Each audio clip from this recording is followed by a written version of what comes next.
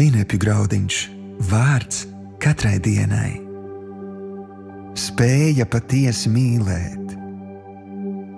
Šodienas raksta vieta. Mīlestība tā apklāj visu, tā tic visu, tā cer visu, tā panes visu.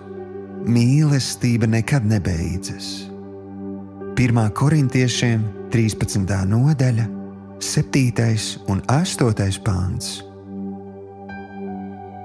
Šodienas pārdomas. Bībele mums atklāja, ka Dievs ir mīlestība. Nevis, ka viņam ir mīlestība, bet viņš pats ir mīlestība. Kā arī to, ka brīdī, kad atzīstam Jēzu Kristu par savas dzīves kungu un uzticam viņam savu sirdi, viņš nāk un iemājo mūsu sirdī. Padomā, visuma radītājs, kuru nevar saturēt nekas, ir iemājojis tavā sirdī. Tas nozīmē, ka ideālā mīlestība ir tevī. Patiesībā tikai no šī brīža tu esi ieguvis spēju patiesi mīlēt.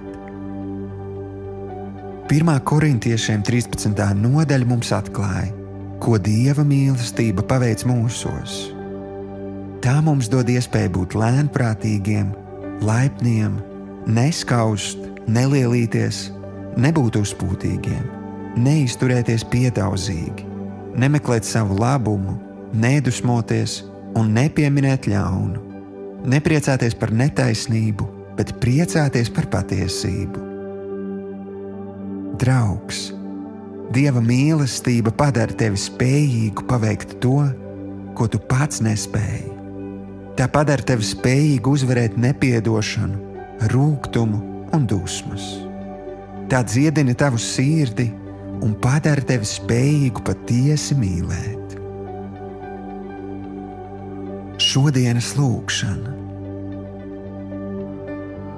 Tēvs, paldies, ka tu esi ņēmis mājvietu manā sirdī. Paldies, ka padari mani spējīgu patiesi mīlēt un tā tad arī patiesi piedot. Uzrādi man, ja es turos pie jebkādas nepiedošanas. Palīdz man piedot, lai varu dzīvot patiesi brīvs un patiesi laimīgs. Jēzus vārdā. Āmen.